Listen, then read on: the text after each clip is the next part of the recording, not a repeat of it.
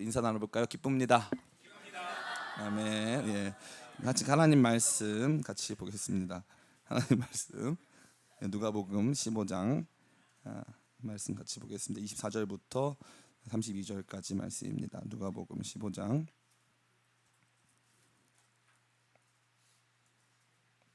24절부터 32절까지 말씀.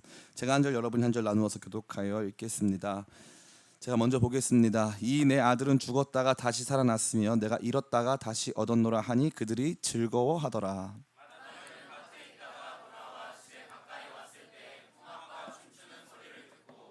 한 종을 불러 이 무슨 일인가 물은데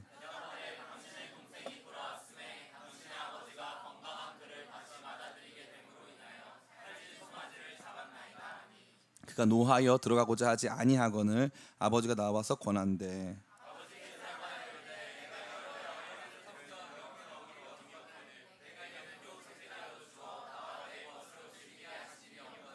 아버지의 살림을 창녀들과 함께 삼켜버린 이 아들이 돌아오매 이를 위하여 살찐 송아지를 잡으셨나이다.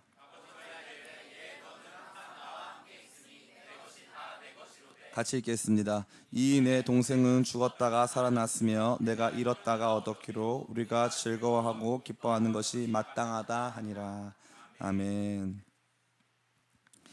오늘은 하나님을 기쁘시게 이 시리즈의 마지막 설교를 여러분과 함께 나누고자 합니다. 우리는 동행, 믿음, 충성, 드림, 행함이라는 하나님을 기쁘게 해드릴 수 있는 우리의 삶의 자세나 태도, 행동에 대해서 생각해 보았습니다. 특별히 하나님을 기쁘시게 한다는 것은 하나님으로 말미암아 구원의 혜택, 구원의 은총을 입은 모든 성도들 안에 일어나는 자발적인 반응이라 했습니다. 하나님을 기쁘시게 하는 삶이 우리에게 무거운 억압이나 여러 가지 종류의 책임과 의무만을 강요하는 것이 아니라 정말 그 안에서 주님을 나도 한번 기쁘시게 해드리고 싶다라고 하는 거룩한 사랑의 반응이 우리 가운데 일어나는 것이 지극히 자연스러운 일이라는 것을 여러분과 함께 생각해 보았습니다. 특별히 앞서 언급한 모든 내용, 하나님과의 동행, 믿음, 충성, 드림, 행함이라고 하는 모든 내용은 특별히 본문 안에서 명시적으로 그것이 하나님을 기쁘시게 한다고 나와 있습니다. 그러나 오늘 제가 여러분과 함께 나누고자 하는 이 말씀에는 하나님을 기쁘시게 한다는 명시적인 기록은 없습니다. 그러나 제가 믿기로 오늘 나누고자 하는 이 말씀, 다시 말해서 하나님을 가장 기쁘게 하는 것, 죄인의 돌아옴, 죄인의 회개, 이것이 하나님을 가장 기쁘게 하신다는 것을 저는 거의 확신 있게 믿고 있습니다. 특별히 하나님을 이토록 기쁘게 하는 것, 이 회개에 대해서 여러분 함께 생각해 볼 때 우리가 진정으로 이 회개를 이끌어내는 삶, 또 우리 자신이 회개하여 하나님을 가장 기쁘시게 해드리는 삶으로 변화되어 그러한 삶 속에서 기쁨을 누리시기를 예수님의 이름으로 축원합니다. 본격적인 설교에 앞서 누가복음 15장 전체의 내용을 한번 생각해 볼 필요가 있습니다. 누가복음 15장 1절부터 3절은 본문 전체를 이해하는 창, 윈도우라고 할 수 있습니다. 우리 같이 한번 읽어봤으면 좋겠습니다. 같이 읽겠습니다. 시작. 모든 세리와 죄인들이 말씀을 들으러 가까이 나오니 바리새인과 서기관들이 수군거려 이르되 이 사람이 죄인을 영접하고 음식을 같이 먹는다 하더라. 예수께서 그들에게 이 비유로 이르시되. 아멘. 모든 세리와 죄인들, 그냥 세리와 죄인들이 아니고 모든 세리와 죄인들이 말씀을 들으러 나왔고, 심지어 예수님이 그들을 영접하시고 그들과 함께 식사를 하시는 장면은 바리새인들과 서기관들에게는 사뭇 큰 충격으로 다가왔습니다. 그들은 이 모습을 이해할 수가 없었고 이것이 예수님의 여러 가지 메시지나 사역을 저해하는 요소라고 생각했습니다. 뿐만 아니라 예수님의 의도, 예수님 되심 자체도 이것으로 말미암아 불투명해지고 이것으로 말미암아 안 좋아진다고 그들은 생각한 것이었습니다. 이들은 특별히 이 예수님의 행동에 대한 그들의 불편한 감정을 숨기지 않고 정확하게 말했습니다. 그것은 무엇이냐 하면 이 사람이 죄인을 영접하고 음식을 같이 먹는다. 여기에는 얼마든지 우리가 해석할 수 있는 그들의 감정적인 느낌이 담겨 있는 것이지요. 그리고 나서 예수님께서 세 가지의 비유로 설명을 하시는 내용이 누가복음 15장 전체의 내용이라 할 수 있습니다. 첫 번째 비유는 잃은 양의 비유이고, 두 번째 비유는 잃은 드라크마의 비유이고, 세 번째 비유는 잃은 아들의 비유입니다. 동일하게 예수님께서 한 가지 주제를 세 가지 비유로 설명하시는 가운데 양을 잃어버렸다가 찾았는데 그것이 엄청 기뻤다. 드라크마를 잃어버렸다가 찾았는데 그것이 엄청나게 기뻤다. 아들을 잃어버렸는데 찾았는데 그것이 너무 기뻤다 하는 것이 이 세 가지 비유에 명확하게 드러나 있는 것입니다.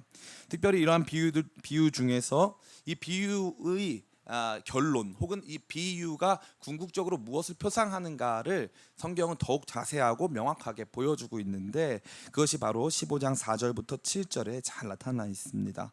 같이 한번 읽어볼까요? 시작. 너희 중에 어떤 사람이 양 100마리가 있는데 그 중에 하나를 잃으면 99마리를 들에 두고 그 잃은 것을 찾아내기까지 찾아다니지 아니하겠느냐. 또 찾아낸즉 즐거워 어깨에 메고 집에 와서 그 벗과 이웃을 불러 모으고 말하되 나와 함께 즐기자. 나의 잃은 양을 찾아냈으노라 하리라. 내가 너희에게 이르노니 이와 같이 죄인 한 사람이 회개하면 하늘에서는 회개할 것 없는 의인 99으로 말미암아 기뻐하는 것보다 더하리라. 아멘. 여기서 뭐가 나타나고 있습니까? 그냥 죄인들이 아니라 죄인 한 사람의 회개라고 되어 있습니다. 한 사람의 죄인의 회개가 얼만큼 기쁨을 주냐 하면은 이렇게 되어 있습니다. 한 사람이 회개하면 하늘에서는 회개할 것 없는 의인 99으로 말미암아 기뻐하는 것보다 더하리라. 예수님은 우리의 이해를 돕고자 산술적인 결론을 제시하십니다. 다시 말해서 기쁨의 수준이 1대 99라는 것입니다. 1대 99. 죄인 한 사람의 회개를 하나님이 기뻐하시는 정도, 그 강도와 그냥 의인들의 삶을 기뻐하시는 강도는 죄인 한 사람이 돌아왔을 때 우리 자신의 의로운 삶 앞보다 99배 기뻐하신다는 것입니다. 99배. 그 강도가 여러분이 느껴지셨으면 참 좋겠습니다. 두 번째 비유에서도 이러한 기쁨을 충만하게 묘사하고 있습니다. 15장 8절부터 10절입니다. 같이 한번 읽어볼까요? 시작. 어떤 여자가 10드라크마가 있는데 하나를 잃으면 등불을 켜고 집을 쓰며 찾아내기까지 부지런히 찾지 아니하겠느냐. 또 찾아낸즉 벗과 이웃을 불러 모으고 말하되 나와 함께 즐기자. 잃은 드라크마를 찾아내노라 하리라. 내가 너희에게 이르노니 회개하면 하나님의 사자들 앞에 기쁨이 되는. 아멘. 10개의 동전 중에 하나를 잃어버렸습니다. 목사님 뭐 그럼 100원 잊어버린 건가요? 이 드라크마의 화폐 단위도 중요하겠지만 특별히 이 드라크마 10개라는 것은 그 당시에 혼인 풍습 중에 여성이 자신의 이 머리를 장식할 때 동전 10개, 드라크마 10개로 장식을 했습니다. 그래서 그 혼인 준비를 하는 가운데 드라크마 한 개가 빠져버리면 이 장식품이 다 망가지기 때문에 여인들에게 있어서는 이 드라크마가 10개가 다 있는 것이 매우 중요한 문제였다는 것이죠.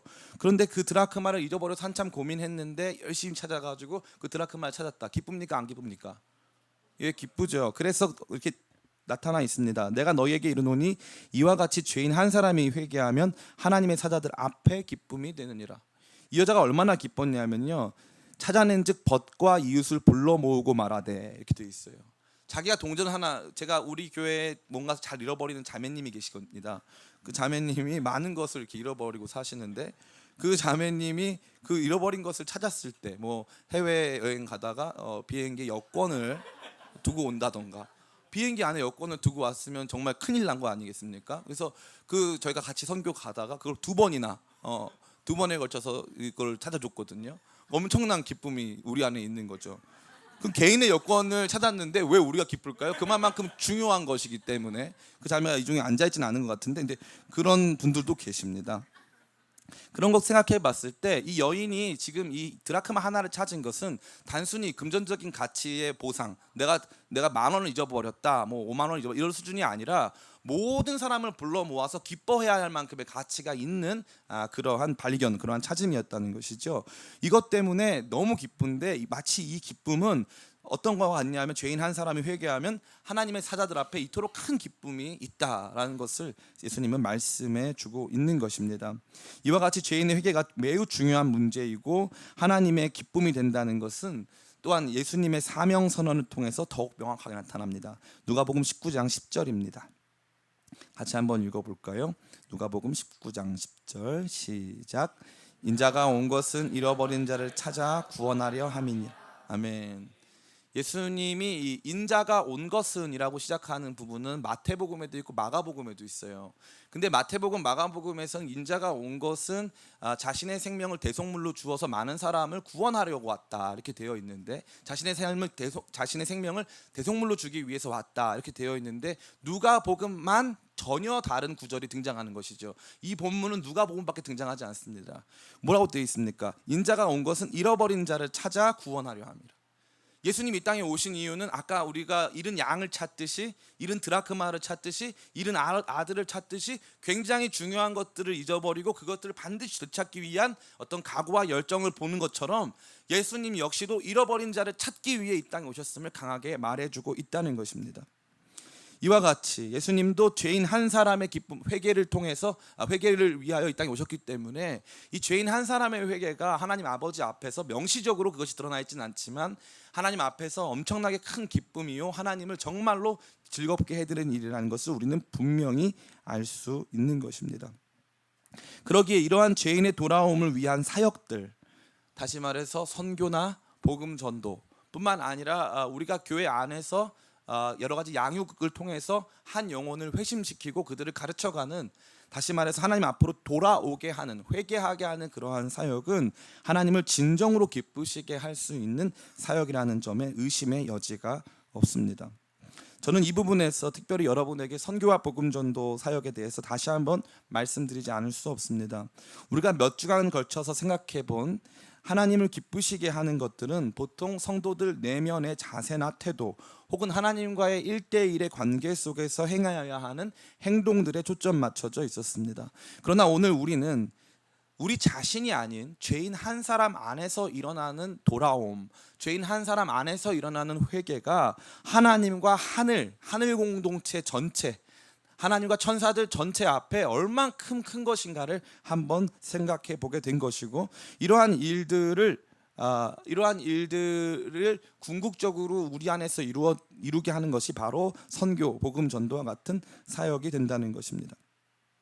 특별히 우리는 죄인 한 사람의 변화를 예수님께서 이루어 가시기 위해서 오셨음을 기억하고, 예수님을 향해서 하나님께서 뭐라고 말씀하셨는지를 생각해 볼 필요가 있습니다. 오늘 오전에 우리가 같이 본 말씀인데, 하나님께서는 예수님을 향해서 너는 내 사랑하는 아들이요 내 기뻐하는 자라라고 말씀하셨습니다. 내 기뻐하는 자. 하나님의 기쁨은 그 아들 예수님을 향해 있었는데, 제가 누누이 말씀드렸지만 하나님이 아들 예수님을 기뻐하셨던 중요한 이유는 그분이 그냥 하나님의 아들이기 때문에 아니라, 예수님께서 하나님께 순종하고 예수님께서 그 잃어버린 자들을 찾아 구원하는 하나님의 종으로서의 사역을 감당하셨기 때문에 그렇습니다. 사랑하는 성도 여러분, 하나님은 죄인들의 돌아옴을 가장 기뻐하십니다. 하나님은 잃어버린 자를 찾아오는 것을 가장 기쁘게 여기시고, 예수님도 그러한 이 차원에서 하나님을 기쁘시게 하는 여러 가지 사명과 사역들을 감당하신 것입니다. 그러기에 우리는 이러한 복음 전도와 선교, 그리고 진정한 회심을 일으키는 사역들에 대해 좀 더 큰 열정을 가질 필요가 있습니다. 하나님의 관심은 바로 아직 돌아오지 않은 잃어버린 사람들을 향해 있기 때문에 그렇습니다. 저는 개인적으로 선교 활동에 관심이 없었습니다. 사실 어느 정도의 반감마저 있었죠. 어머니가 어려운 형편 중에 러시아로 선교를 나가시고, 아까 여러분 영상에서 보신 게 저희 어머니시거든요. 올해 75세인데 이 선교지 중국에서 선교를 하시는데, 저희 어머니가 구사할 수 있는 유일한 중국어는 짜이찌엔. 그래서 모든 사람을 만났을 때 짜이찌엔, 뭐 감사할 때 짜이찌엔, 다 짜이찌엔이에요. 그거 하나로 20년 동안 이제 선교를 하셨죠. 수많은 중국인 사역자들을 세우시고 거기에 큰 교단도 만드셨고, 뿐만 아니라 많은 교회들을 영향을 주고 계십니다. 보통 이것은 이제 참 멋있고 아름다운 일이지만 자녀들의 입장에서는 그렇게 반가운 일은 아니죠. 제가 그 자녀였고요. 그러한 가운데 저희 어머니가 러시아로 선교로 나가시고 오히려 저에게 물어보셨어요. 러시아 선교가 한 1년 정도 있다가 러시아로 같이 가지 않겠냐고. 근데 저는 그냥 그것이 가고 싶지 않아서가 아니라 어머니에 대한 반항심에 저는 가고 싶지 않다고 말했고 가지 않았습니다. 그 정도로 저는 선교에 관심이 전혀 없었다는 것이죠. 그런데 결국 하나님은 저에게 하나님 아버지의 마음을 부어 주셨습니다. 하나님 아버지가 얼마나 애타게 잃어버린 하나님의 자녀들을 찾는지에 대해서 말씀하시고 선교적 삶을 살도록 빚어 가신 것입니다. 저는 최근에도 선교와 관련된 이야기를 저희 아내와 나누었습니다. 저는 개인적으로 선교사가 되고 싶습니다. 선교사가 제가 꿈이에요. 은퇴하면 꼭 선교사를 하고 싶다, 이런 생각이 늘 제 마음 한켠에 그런 부담이 있다는 것입니다. 언젠가 제게도 기회가 주어진다면 잃어버린 영혼들을 일깨워 그들을 주님 앞으로 인도하는 삶을 꼭 살고 싶습니다. 왜냐하면 이것이 하나님이 가장 기뻐하시는 일이라는 것을 저는 믿기 때문에 그렇습니다. 한 사람이 돌아올 때 하나님 아버지는 너무나 기뻐하시고 하늘에선 춤추는 거룩한 파티가 이루어진다는 것이죠. 또 다른 한편으로 저는 목회도 선교처럼 합니다. 그냥 교회 나오는 분들과 교제하고 살아가는 것, 그분들의 삶의 하나하나의 이야기 속에 관심 갖고 그 이야기에 성경적 대안들을 제시하는 수준은 저의 목회에 충분한 만족을 주지 못합니다. 그래서 저에게 상처 받으시는 분들도 간혹 계세요. 목사님은 왜 신방을 더 많이 안 오십니까? 목사님은 왜 내가 다쳤을 때 병원에 오지 않으셨습니까? 제가 거의 다 병원에 찾아가는데 그럼에도 불구하고 그게 좀 안 될 경우가 좀 종종 있습니다. 목사님은 왜 우리의 양육에 더 많은 신경을 쓰지 않습니까? 목사님은 왜 저와 더 많이 대화하지 않습니까? 이러한 분들이 계실 수 있습니다. 제가 그러한 저의 약점을 잘 알고 있습니다. 그러나 저의 목회는 그냥 보통 목회가 아니고 선교적 목회입니다. 다시 말해서 제가 원하는 사역의 방향은 잃어버린 사람들이 주님 앞에 돌아오는 것입니다. 저의 설교에 있어서도 저의 모든 사역에 있어서도 잃어버린 한 사람이 주님 앞에 돌아오는 것, 신자들에게는 너무 익숙하고 성도들에게는 너무 편안한 그런 환경이 아닌 진짜 복음은 무엇이고 진짜 하나님께서 우리에 대해서 어떻게 생각하시는지 그 부분에 대해서 많은 관심을 가지고 그 사역들을 감당하기를 원하는 열망과 갈망이 제 안에 매우 넘치기 때문에 그렇습니다. 선교는 교회의 선택사항이 아닙니다. 예수님은 선교하러 오셨고 그분은 우리의 머리가 되시고 우리는 그분의 몸입니다. 저는 우리 기쁨의 교회가 아버지 하나님의 기쁨을 위한 거룩한 선교적 열정 속에 새로워지기를 간절히 축원합니다. 하나님을 가장 기쁘시게 하는 것은 바로 이 선교입니다. 이 메커니즘이 굉장히 간단해요. 처음에는 내 욕망 때문에 신앙생활을 시작합니다. 내가 필요한 것이 있었고 내 안에 문제가 있었고 아픔이 있었습니다. 그런데 하나님께서는요, 하나님 저를 사랑하시기나 하세요? 제 문제에 관심이나 있으세요? 막 하나님께 따져 묻고 때로는 삐져서 교회도 안 나오고 막 반항을 막 합니다. 그러면 하나님께서 어느 날 조용히 나한테 하나님 얼마나 나를 사랑하시냐고 막 따져 묻고 있는 저에게 조용히 십자가를 보여주세요. 이만큼 내가 너를 사랑해. 너의 문제랑 비교도 안 될 만큼, 나는 내 아들을 줘야 할 만큼 나는 너를 사랑해. 그러면 갑자기 내 안에 있었던 모든 문제나 아픔이나 고민이나 이런 모든 것들이 작아지고 나를 향하신 하나님의 놀라우신 사랑, 그 무엇도 끊을 수 없는 그리스도 예수 안에 있는 안에서 하나님의 사랑, 우리 가운데 부어진 하나님의 사랑이 너무나도 크기 때문에 그 사랑 안에서 모든 문제가 해결되고 더 이상 문제는 문제되지 않는 그러한 경험과 은혜를 체험하는 것입니다. 그러한 경험과 은혜가 우리 가운데 딱 체험이 된 후에 즉각적으로 우리 안에서 일어나는 반응은 그럼 나도 주님을 기쁘시게 해드리고 싶다는 것입니다. 그 전에는 주님 저를 도와주세요로 시작했는데 나중에는 주님 저도 쓰실만 하시거든 좀 써주세요. 저도 주님 나라 위에서 살고 싶어요. 저도 주님을 위해 무언가를 드리고 싶어요 하는 삶이 된다는 것입니다. 이것이 신자에게 있어서 굉장히 자연스러운 일입니다.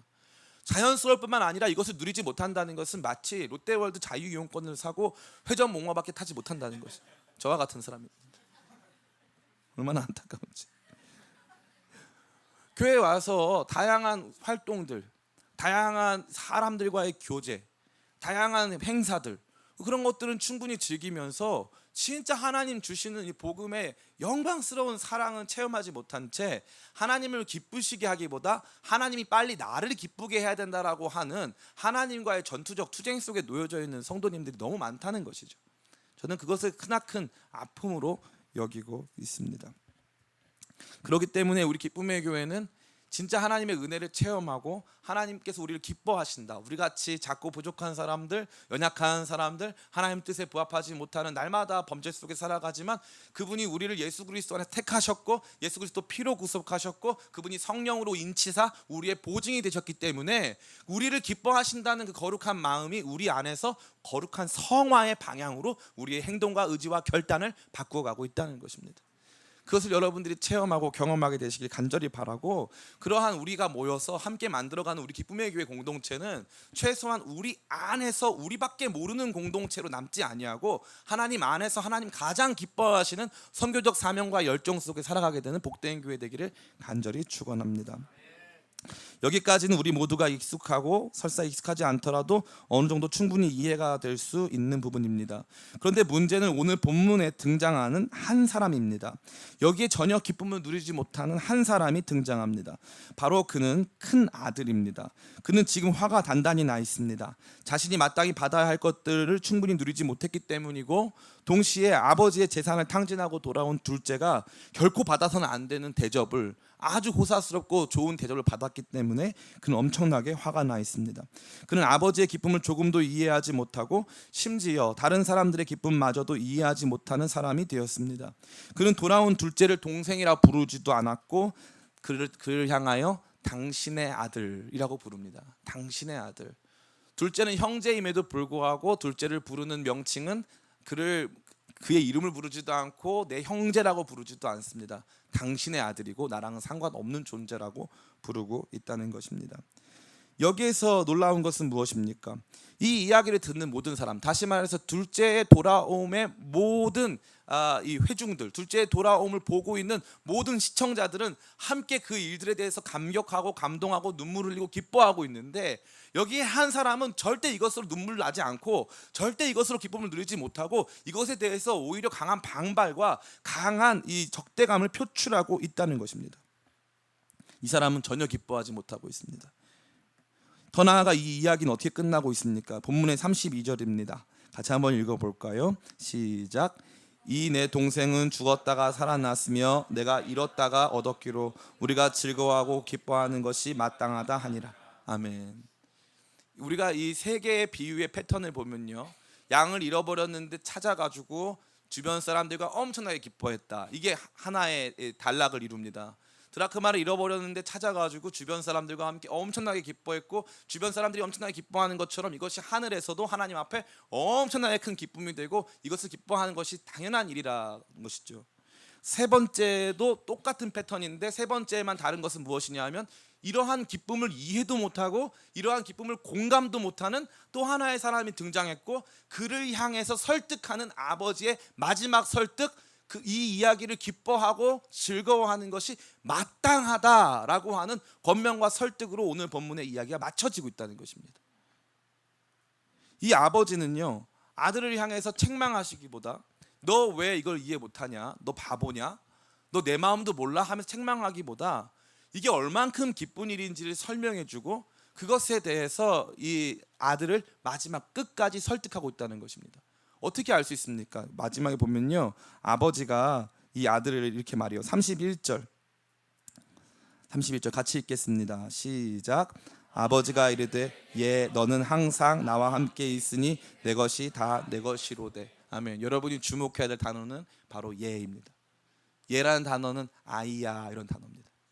여러분이 봤을 때 동생이 이 창기들과 함께 재산을 탕진한 것으로 봤을 때 이 큰아들은 나이가 많을까요? 어릴까요? 예, 나이가 많죠. 예, 최소한 고등학생 이런 건 아닐 거예요. 그죠? 아이라고 부를 수 없는 수준의 나이일 것입니다. 큰아들은. 근데 아버지가 뭐라고 부르는 거예요? 이 완강하게 지금 화를 표출하고 내가 받아야 될 몫을 받지 못했다고 생각하고 단단히 삐져있고 단단히 화가 난 이 아들을 향해서 아버지가 뭐라고 말해요? 아이야 이렇게 말하는 거예요. 아이야. 왜 이걸 이해해주지 못하니? 너 마음이 왜 그렇게 되었니? 왜 이렇게 강팍해졌니? 왜 둘째 아들이 돌아왔다는 것을 함께 공감하지 못하니? 주변 너가 돌아봐라. 주변 모든 사람들이 이것을 기뻐하고 있지 않니? 내 것은 다 네 것 아니냐? 난 뭐든지 다 너 위해서 줄 수 있다. 그런데 왜 받지 못한 것만 가지고 그러니? 가만히 보면은 이 큰아들은요, 이 큰아들은 여러 가지 면에서 지금 상대적인 박탈감 혹은 상대적인 자기 연민에 빠져 있습니다. 나는 받지 못했어. 나는 누리지 못했어. 내가 기도했을 때 하나님 응답 안 줬어. 여러 가지 면에서 하나님 나한테 충분한 도움이 되지 못하셨어. 아버지라고 했지만 이 아들은 아버지와 어떤 관계 속에 있습니까? 아버지, 나는 명령 거역한 적 없어요. 아버지, 나는 계속 일했어요. 이게 아들이에요, 종이에요? 예, 아들인데 종처럼 살았어요. 그가 경험하는 신앙생활이라는 것은 종의 신앙생활이에요. 종의 신앙생활은 율법주의 신앙생활, 종의 신앙생활은 기복주의 신앙생활. 그래서 언제나 내가 투자한 투자금과 보상이 거의 동등하게 이루어지는, 지성이면 감천이다. 내가 얼만큼 돈을 냈느냐에 따라서 얼만큼 소득이 돌아온다. 제가 얼마 전에 극동방송 라디오를 듣다가 이 설교를 듣는데 사실 너무 화가 났어요.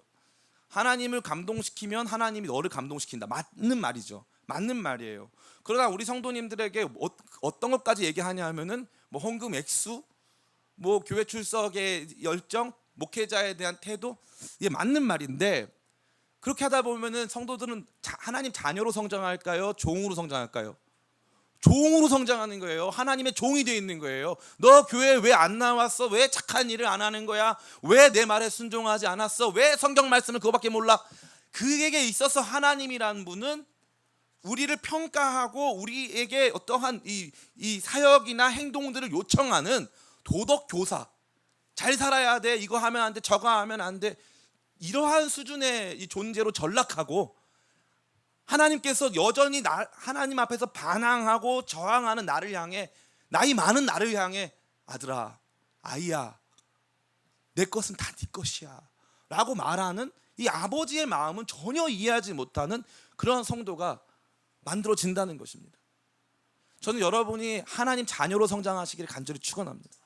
신앙생활을 하면 할수록 하나님이 내 아버지이시기 때문에 내 아버지와의 거룩하고 복된 관계 속에서 내가 마땅히 행하고 싶은 그 행동을 기쁜 마음으로 행하는 것, 이게 제일 중요한 것 아닌가, 저 마음에 깊이 새겨봅니다. 제가 어렸을 적에 저 용산 이쪽 인근에서 살았고, 제 친구들 중에 옛날에 우리 교회 출석했던 친구가 한 명 있었는데 그 친구가 우리 교회 한 주 나오고 제가 다시는 못 오게 했어요. 그 친구가 굉장히 험한 친구인데 우리 교회 나와가지고 이제 약간 이 뭐라고 해야 될까요? 하여튼간 제 마음에 안 들었어요. 그래서 제가 전화도 안 받고 저한테 많이 하고 엄청 저한테 영적으로 의지하지만 절대 나오지 말아라 너는. 그래서 그 친구 한 번은 술을 마시고 저한테 너 내가 지옥 가도 안 만나줄 거야. 안 만나줄 거야. 다른 분이 널 만나주실 거예요. 그래서 이제 보낼 정도로 그 제가 부끄러운 이제 제 과거죠. 막 그 친구가 들추고 막 이러니까 이제 다 이렇게 진정시키고 이렇게 하는데, 중고등학교 시절에 이제 어머니 선교 가시고 하니까 이제 동네 친구들이 이렇게 있는데 대부분 다 예수 안 믿죠. 예수님 안 믿고 살아가는 친구들이다 보니까 이제 이 친구들은 좀 막 나가요. 좀 막 나가는 친구들이 이제 있었어요. 그런데 이제 제가 이 친구들이 저한테 이제 담배도 권하고 이렇게 하는데 제가 이제 다른 건 다 비슷하게 했는데 담배를 못 피겠더라고요.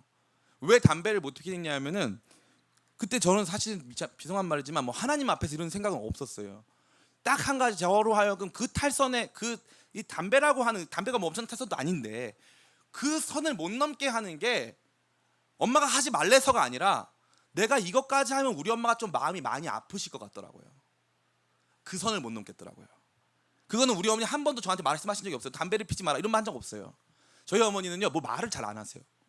뭐 공부를 해라 이런 말씀 잘 안 하세요. 그 대신에 공부를 못하면 얘는 공부를 지지리도 못하네 이렇게 말씀하세요. 더 무서운 거예요. 진짜 더 무서워. 너무 제가 나름 공부를 잘했는데도 우리 집안은 무슨 맨날 저희가 무슨 나름 성적 잘 받아오면은 맨날 무슨 경기도 마석에 뭐 서울대 다니는 사람이 있는데 그 사람 뭐 경춘선에서 공부 제일 잘했다. 그런 얘기 왜 저한테 왜 해? 아니 그런 얘기 왜 나한테 하냐고. 나는 지금 중간고사를 잘 봐서 왔는데 왜 경춘선에서 공부 제일 잘하는 사람 얘기 나한테 왜 하냐고. 기분이 안 좋았어요. 근데 제가 저희 어머니 절대 뭘 해라 마라 이런 타입이 아니세요. 뭘 해라 마라. 대신에 이런 거 있죠. 이제 헌금을 가지고 장난감을 샀다. 그러면 장난감이 총이었어요. 저희 어머니가 만약에 그 진짜 총이었으면 저 쐈을 거예요. 그게 진짜 총이었어요. 저를 쐈을 거예요. 그 총으로 엄청 맞았어요. 그런 건 이제 말로 잘 안 하시고 이제 몸으로 하시니까 말을 잘 들었죠. 그런데 뭐 담배 펴라 이런 말을 우리 어머니가 하신 적이 없어요. 술을 마시고 몰래 집에 들어가면 저희 어머니는 술 먹었다 뭐라 말씀하신 적이 없어요. 그냥 다음날 아침에 일어났냐, 밥 먹어, 엄마 나간다. 이게 제가 들은 전부예요. 근데 제가 믿기로 도저히 이거 우리 어머니 진짜 하나님의 사람이시고 진짜 기도하시고 우리 모두 자녀들이 우리가 너무 힘들고 어려웠지만 어머니 다 존경했거든요. 아까 보였잖아요. 75세인데 막 가서 막 사역하시고 저희 어머니 가시는 지역 가면 기가 막혀요. 막 해발 4,000m 넘어가고 막 이래요. 가면 블랙 야크가 있어요, 진짜로. 그런 데를 막 넘어와서 막 사역하신단 말이에요. 그러니까 제가 아무리 신앙이 없고 막 나가도 내가 이것까지 하면 우리 어머니가 너무 마음이 아플 것 같은 거예요. 그래서 못 하겠는 거예요. 그래서 자녀들은요 아무리 막 나가는 것 같아도 은근히 부모를 사랑해요. 은근히 부모를 사랑하는데 은근하죠. 너무 은근해가지고 부모님들이 화가 많이 나실 때가 있고 우리도 모를 때가 있고 내가 우리 부모님을 사랑했는지도 잘 모르겠는 때가 있는데 이 은근한 기준이 작동을 해요. 그래서 도저히 못 하겠는 거예요. 도저히. 근데 저는 진짜 신앙이 이런 거라고 생각해요. 성경에서 이거 하지, 그러니까 제가 누누이 말씀드리지만 뭐 술을 먹지 말아라, 뭘 하지 말아라를 다 성경으로 검증하시는 분들이 계세요. 여러분 이게 백날요 성경 갖다 놓고 이게 죄라고 말해도 죄면 안 하시겠냐고요. 예? 죄면 안 하시겠냐고요. 죄라고 다 나와도 다 할 거 다 하지 않습니까? 제가 25세 미만 연애 금지론자입니다. 25세 미만은 연애할 자격이 없어요. 그래서 그들은 모두 이 티켓을 그 시험을 패스해가지고 이 연애할 수 있는 라이센스를 받아야 됩니다. 그래야 서로 상처 주지 않고 이렇게 건전한 연애 생활을 할 수 있거든요. 그런데 사람들이 저한테 물어보는 거예요. 목사님, 저 그래서 막 자기들끼리 쉬쉬하면서 이제 하는데 그러면 목사님네 교회는 연애하는 사람이 뭐 별로 없어요? 다 해. 제가 쉐이커스 미니스트리 대표인데 우리 단체에서도 제가 우리 단체는 연애 금지, 연애 안 합니다. 다 해요. 뭐 강설민이 형제를 뭐 다 연애를 다 그냥 뭐 자유롭게 그냥 뭐 내가 무슨 금지를 시키건 말건. 제가 그때 깨달았어요. 백날 금지 이런 거 필요 없어요. 금지 필요 없어요. 진짜 시간이 지나면 그 우리 안에 있는 진짜 마음의 선이라는 건 사랑 때문에 생기는 선이 있어요. 이러면 우리 엄마가 싫어하겠다. 이러면 내가 조금 나중에 힘들고 우리 나뿐만 아니라 내 주변 사람들이 나에 대해서 좀 힘들어하겠다 하는 그런 사랑의 선이 있다는 거죠. 신앙생활도 그러한 사랑의 선이 깊어지고 그러한 사랑의 선이 조금 더 세밀해지고 그러한 사랑의 선이 좀 더 세련돼져서 우리가 어디 가서 이 소위 말하는 법 없이도 살 사람이라는 단어 있지 않습니까? 누가 나를 법으로 제재하지 않는다 할지라도 나는 그렇게는 안 살아 하는 사람으로 조금씩 우리 자신이 바뀌는 것이죠. 그게 우리 안에서 일어나는 영광스러운 변화입니다. 그런데 이 종의 마인드로 신앙생활하는 사람은 모든 것이 거래예요. 당신이 주일날 교회 나오라 해서 나왔고 11조를 내라 해서 냈고 헌신 봉사하라고 해서 했는데 내 삶엔 달라진 게 없습니다. 그러니 나는 이제 교회 떠나겠습니다. 교회에서 나를 제대로 받아주지 않았고 사람들이 나에 대해서 적대적이었으며 교회 사람들이 내 눈에 보기엔 합리적이지 않아서 나는 교회를 떠나겠습니다. 예, 이해가 되죠. 그런 분들을 제가 특별히 위로해드리고 싶습니다. 정말 위로해드리고 싶습니다. 그러나 그 안에는 우리 신앙의 출발이 어디에 있었는가에 대한 진지한 질문이 있습니다. 하나님의 은혜에 반응해서 나같이 자격 없는 존재, 여러분이 어떠해서 받아주신 게 아니라 자격 없는 여러분을 그냥 받아주신 하나님의 사랑이 너무 고마워서 나도 거기에 반응하는 삶을 조금 살아보고 싶다. 그분이 나 때문에 웃었으면 좋겠다.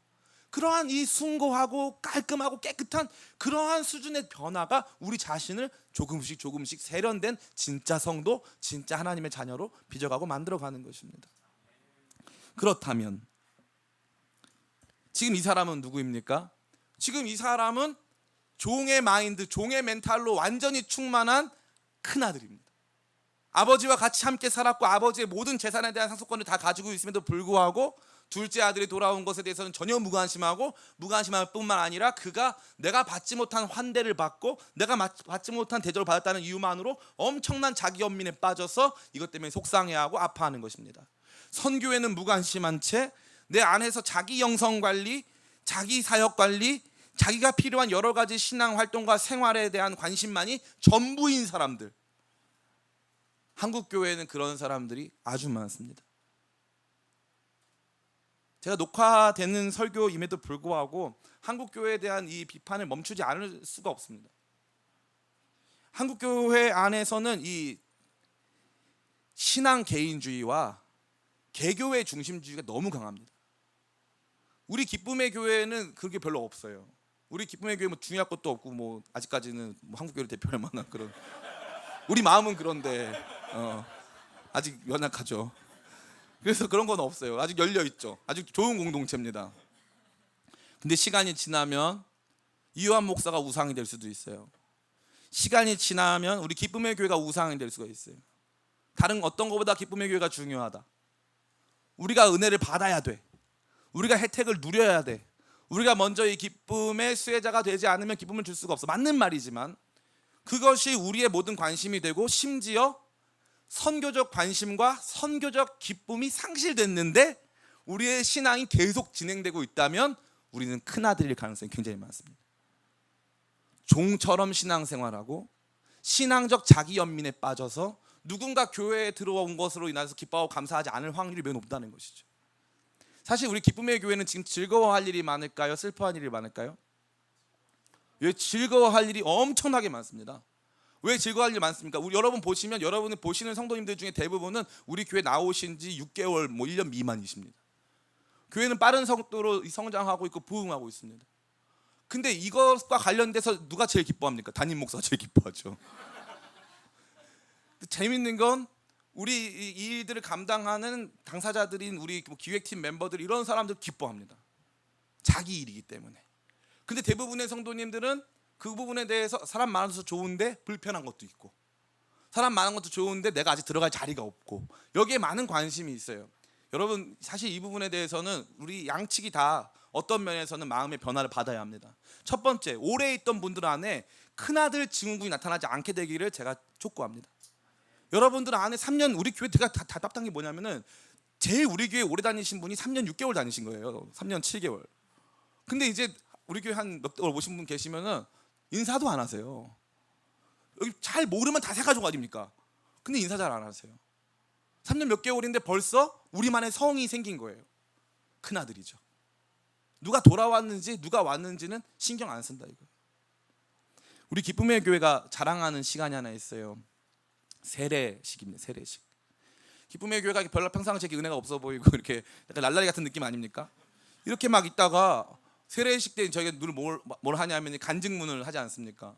그러면은 막 우리 김선아 집사님 같은 경우 나중에 삐 해주세요. 삐 이렇게 30년 동안 절 다니셨어요. 30년 동안 절에서 보통 사역을 하신 게 아니라 이 30년 동안 절에 다니셨는데 절에서 새가족부, 절 성가대장. 이 보통 분 아니세요. 이 보통 분 아니신데 이분이 오셔서 간증문을 읽으시면서 기쁨의 교회 처음 왔을 때 너무 좋아서 하나님과 부처님께 동시에 감사했다고. 그 얘기 들으면요, 이 진짜 이게 우리 척도가 있어야 돼요. 어떤 척도냐? 이거 딱 듣는데 부처님께 왜 감사해? 이러면 큰 아들이에요. 아니 부처님께 감사가 따로 있지. 부처님 감사할 대상이 따로 있지. 부처님께 왜 감사해? 이 마음이 먼저 생기면. 근데 우리 안에 보통 어떤 마음이 먼저 생겨야 정상입니까? 너무 감사하다. 어떻게 저런 역사가 일어나지? 30년 동안 절 다니신 분이 어떻게 하루아침에 교회 나와가지고 은혜를 그렇게 많이 받고 그렇게 많이 변화돼서 우리 교회에서 집사직분까지 받지 않았습니까? 드라마죠, 드라마. 저는 지금도요, 저 자신에게 있어서 가장 큰 훈장과도 같은 영광스러운 시간들은 바로 그런 시간들입니다. 교회가 많아져가지고 뭐 유명해지고 그런 시간도 필요해요. 그러나 기도하고 있습니다. 그런 시간이 오기를.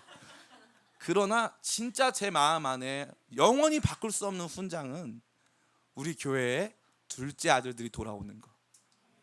우리 교회를 통해서 잃어버린 수많은 하나님의 자녀들이 돌아오는 거. 지금 열방 각지에 나가서 선교 사역하시는 분들을 우리가 후방에서 도우면서 그분들을 통해서 돌아온 둘째 아들들로 말미암아 우리가 옆에 보면은 듣는 모든 사람이 기뻐했다고 되어 있거든요. 우리가 함께 기뻐할 수 있는가? 그게 우리 신앙의 척도가 되어야 합니다. 우리 교회를 어떻게 만들어 갈 것인가, 우리의 신앙의 관심을 어디에 둘 것인가. 철저히 우리밖에 없고 우리가 하나님께 드린 것만 그렇게 안타깝고 아쉽고 받지 못한 것만 그렇게 속상하고 내게 주지 않으신 것 때문에 신앙적 열등감이나 자기 연민에 빠져 있고 다른 사람들이 받은 것에 대해서 쟤 오래 못 갈 거야, 저 은혜 저 가짜인 것 같아, 이런 식으로 시기 질투하면서 우리 자신을 종의 마인드로, 우리 자신을 종의 멘탈로 이 신앙생활을 감당하는 분들이 계시다면 오늘 하나님께서 여러분에게 말씀하시는 것은 얘야, 기뻐하고 즐거워하는 것이 마땅하지 않냐. 잃어버린 둘째 아들 돌아왔는데 네가 함께 웃고 즐거워해야 되지 않겠느냐. 다른 모든 사람들이 즐거워하고 있지 않느냐. 그런데 주님 왜 저는 안 즐겁죠? 그런데 주님 왜 저는 잘 모르겠죠? 그런데 주님 왜 저는 선교적 열정이 죽었죠? 그런데 주님 왜 저는 교회에 대한 관심이 없죠? 하나님 나라에 대한 관심이 없죠? 왜 주님 저는 바리새인처럼 서기관처럼 그렇게 돼 있죠? 이제 말씀 다 마칩니다. 이 말씀에 가장 드라마틱한 장면이 뭔지 아십니까? 진짜 돌아오지 않은 사람은 바리새인과 서기관이라는 거예요. 둘째 아들은 돌아왔다 이거예요. 그들이 가진 직업은 세리였습니다. 세리는 나쁜 직업이었죠. 나쁜 세리. 나쁜 직업이었어요. 나쁜 직업이었어요. 이 사람들을 착취하는 나쁜 직업이었습니다. 그래서 모든 사람들이 그들을 싫어했어요. 누가 봐도 저 사람은 죄인이었던, 죄인의 대명사, 나쁜 세리. 그리고 창기 역시도 그 당시에 손가락질 당하는 사람이었어요. 근데 그들이 돌아왔어요. 돌아옵니다. 돌아와요. 우리가 예상할 수 없을 것 같은 사람들이 돌아옵니다. 그게 복음의 역사예요. 반드시 돌아옵니다. 그렇기 때문에 우리의 관심은 거길 향해 있고 그들이 돌아왔을 때 1대 99의 기쁨. 우리 한 사람보다 주님이 더 기뻐하시는 거예요. 내 기쁨이 내 관심사라면 우리는 기쁘지 않습니다. 그러나 하나님의 기쁨이 우리의 관심사가 되는 그 순간부터 1대 99면 더 이상 이건 재볼 게임이 아니에요. 여기 이 99쪽으로 우리가 일을 감당하고 99쪽으로 관심을 둬야 된다는 것이죠. 이러한 부분이 있어야 된다는 것입니다. 그러나 아직도 여전히 우리가 돌아가지 못했고, 아직도 여전히 우리가 하나님과 불화한 가운데 있고, 아직도 여전히 우리는 종의 마음으로 신앙생활하고 있다면 우리는 결코 하나님을 기쁘시게 할 수 없다는 것이죠. 더욱 충격적인 것은 하나님을 기쁘시게 하지도 못하고 신앙적 자기 연민에 빠져가지고 종의 마인드로 점철되어서 자기가 지금까지 들였던 시간과 물질 모든 걸 아까워하고 있는 나를 향해 우리 주님께서 회개를 촉구하시면서 얘야 함께 기뻐하자, 함께 선교적 삶으로 돌아오자, 우리를 향해서 위로하시고 우리를 향해서 다시 격려하시며 우리의 회개를 촉구하고 있다는 것입니다. 그들의 돌아옴과 나의 돌아옴, 그들의 회개와 나의 회개, 이것이 이루어졌을 때 우리 주님은 엄청나게 기뻐하십니다.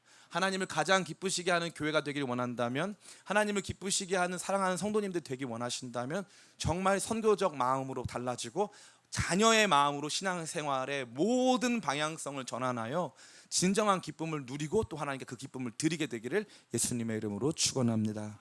우리 시간 찬양했으면 좋겠습니다.